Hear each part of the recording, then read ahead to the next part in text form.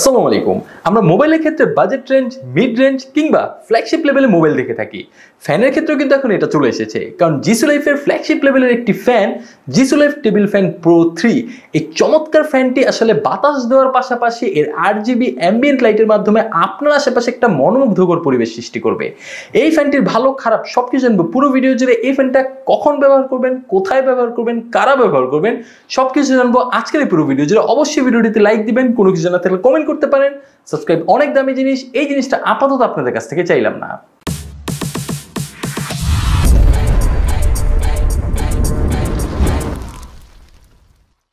Well, so আমার হাতে দেখতে পাচ্ছেন জিসু লাইফের প্রো 3, এই চমৎকার টেবিল ফ্যানটি, যেটা বক্সের কথা যদি বলি ভাই, এটা বিশাল বড় সাইজের একটি বক্সে এসেছে। আজকে আমাদেরকে চমৎকার প্রোডাক্টটি পাঠিয়েছে jisulife.com.bd, তাদের অফিসিয়াল ওয়েবসাইট, ফেসবুক পেজ, সকল কিছুর তথ্য আমি ডিসক্রিপশন বক্সে দিয়ে রাখছি।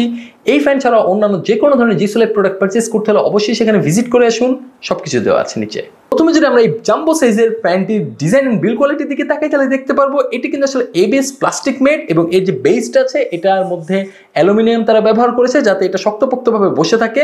এবং বেসের জাস্ট উল্টো দিকে তাকালে দেখতে পাবেন এখানে কিছু গ্রিফি রাবার ব্যবহার করা হয়েছে যাতে এটা কোনোভাবেই নড়াচড়া করে না। এবং এর সামনের দিকে তাকালে দেখতে পাবেন এখানে একটি নব রয়েছে যেটার মাধ্যমে এর যে বাতাসটা আছে সেটাকে কন্ট্রোল করা যায়। এটার মধ্যে কিন্তু 100 স্টেপ উইন্ড কন্ট্রোল করা যায়, অর্থাৎ 1 থেকে 100 এই স্পিড পর্যন্ত আপনি এটাকে কন্ট্রোল করতে পারবেন এই নবের মাধ্যমে ঘুরিয়ে ঘুরিয়ে। এবং এর উপরে দেখবেন দুটো বাটন রয়েছে, একটি হলো ফ্যান বাটন আর একটি হলো রোটেটিং বাটন। আপনাদেরকে জানিয়ে রাখি যে এটা 3টি স্টেপে এর মোটামুটি 3 ধরনের অসিলেটিং সুবিধা রয়েছে। একটা 45 ডিগ্রি, একটা 90 ডিগ্রি, একটা হলো 120 ডিগ্রি পর্যন্ত এটার অসিলেটিং সুবিধা আছে। সুতরাং এটা ঘুরিয়ে ঘুরিয়ে সব জায়গায় মোটামুটি বাতাস আপনাকে প্রোভাইড করতে পারবে। আর একদম জাস্ট উপরে যে বাটনটা দেখতে পাচ্ছেন এটার মধ্যে কিন্তু আসলে এর যে পাওয়ার অন অফ বাটন হিসেবে এটা কাজ করছে। আর জাস্ট উল্টো দিকে যদি আমরা তাকাই তাহলে দেখতে পাবো এর মধ্যে দুটো আরো বাটন রয়েছে, একটি লাইট বাটন, অর্থাৎ দুটোটাই লাইট বাটন, একটা RGB অ্যাম্বিয়েন্ট কন্ট্রোল করার বাটন আর একটা হলো RGBটা সেট করার বাটন। কারণ এটার মধ্যে 7 ধরনের RGB সুবিধা রয়েছে। তাছাড়া এটাকে অ্যাম্বিয়েন্ট মোডও আপনি চাইলে কন্ট্রোল করতে পারবেন। আর একদম নিচের দিকে টাইপ সি পোর্টটা বিদ্যমান রয়েছে যার মাধ্যমে এটিকে চার্জ দিতে পারবেন। আপনাদের অবগতির জন্য জানানো যাচ্ছে যে এইটার মধ্যে কিন্তু আসলে 18 ওয়াটের ফাস্ট চার্জিং প্রোটোকল সাপোর্ট করছে, অর্থাৎ এই টাইপ সি পোর্টের মাধ্যমে আপনি এটাকে ফাস্ট চার্জিং প্রোটোকলের সুবিধা নিয়ে মোটামুটি 2 থেকে আড়াই ঘন্টার মধ্যে এটাকে ফুল চার্জ করে ফেলতে পারবেন। সো এখন ফ্যানটার উপরের অংশের দিকে যদি তাকাই তাহলে দেখতে পাবেন পিছনের যে সাইডটা আছে সেটা কিন্তু আসলে একটা হানিকম স্টাইলের ডিজাইন এবং বেশ বড় সড়ো সাইজের এর মোটর, এটা দেখেই বোঝা যাচ্ছে।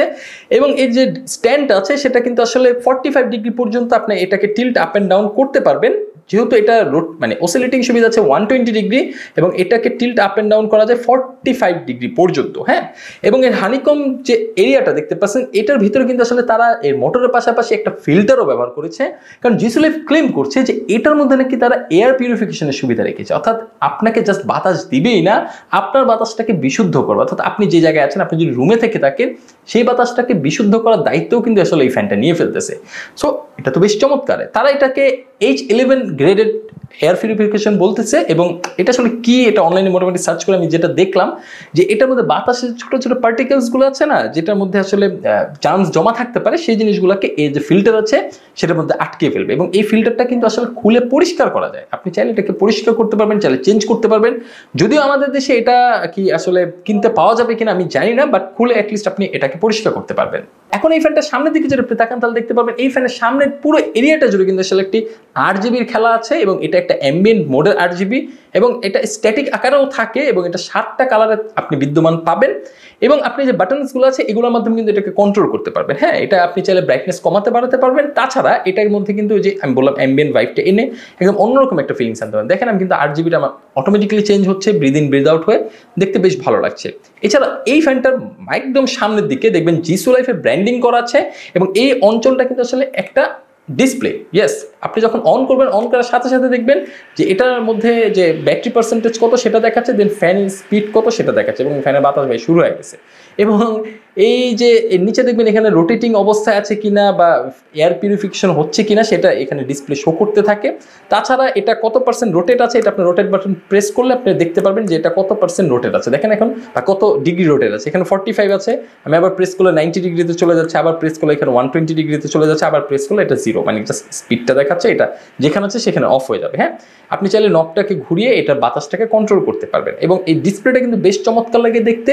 জিসু লাইফের যে উপরে যে ব্র্যান্ডিংটা আছে, এটা কিন্তু আসলে একদম মানে মোটামুটি আপনি বলতে পারেন হিডেন অবস্থায় থাকে যদি আপনি এটা পাওয়ার অফ করে রাখেন। বাট যদি জাস্ট লাইটটাও জ্বালান, এই যে দেখেন আমি জাস্ট পিছন থেকে লাইটটা জ্বালিয়েছি, এখানে কিন্তু জিসু লাইফ যে লেখাটা আছে, আমি জানি না আপনারা দেখতে পাচ্ছেন কিনা, জিসু লাইফ লেখাটা কিন্তু দেখা যাচ্ছে, যেটা বেশ চমৎকার একটা ব্যাপার। তো বেসিক কিছু ফিচারের কথা আমি বলে ফেললাম। এখন চলে আসি এই ফ্যানটার মধ্যে ব্যাটারি ব্যাকআপ কেমন। এটার মধ্যে 8000 মিলিঅ্যাম্পিয়ার ব্যাটারি তারা প্রোভাইড করেছে, যদিও এটার ওজন 2.5 কেজির মতো, এবং আমি এক্সপেক্ট করেছিলাম এটার মধ্যে হয়তো ব্যাটারি ব্যাকআপ একটু বেশি হবে, এবং আমার কাছে মনে হয়েছিল যে ভাই এটার মধ্যে মনে হয় মিনিমাম 12000 মিলিঅ্যাম্পিয়ার ব্যাটারি তারা প্রোভাইড করেছে।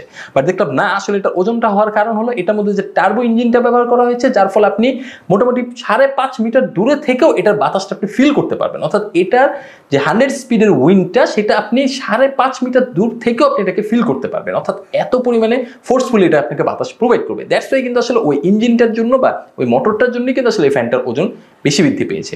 তাছাড়া এটাকে যেহেতু 18 ওয়াটের ফাস্ট চার্জিং সুবিধার মাধ্যমে আপনি খুব তাড়াতাড়ি চার্জ করতে পারবেন, মোটামুটি 2 থেকে 2.5 ঘন্টা বা 3 ঘন্টা মতো সময় লেগে থাকে, এবং এটাকে আপনি যদি ইউজ করেন, নর্মালি আপনি যদি একদম লো স্পিড ইউজ করেন, তাহলে আপনি মোটামুটি 13 ঘন্টার মতো ব্যাটারি ব্যাকআপ পাবেন। একদম ফুল স্পিড ইউজ করলে এটা আপনি 2.5 ঘন্টার মতো ব্যাটারি ব্যাকআপ পাবে। অর্থাৎ এই টোটাল ব্যাটারি ব্যাকআপটা কিন্তু আসলে নির্ভর করে আপনি কোন স্পিডে এই ফ্যানটাকে ইউজ করছেন।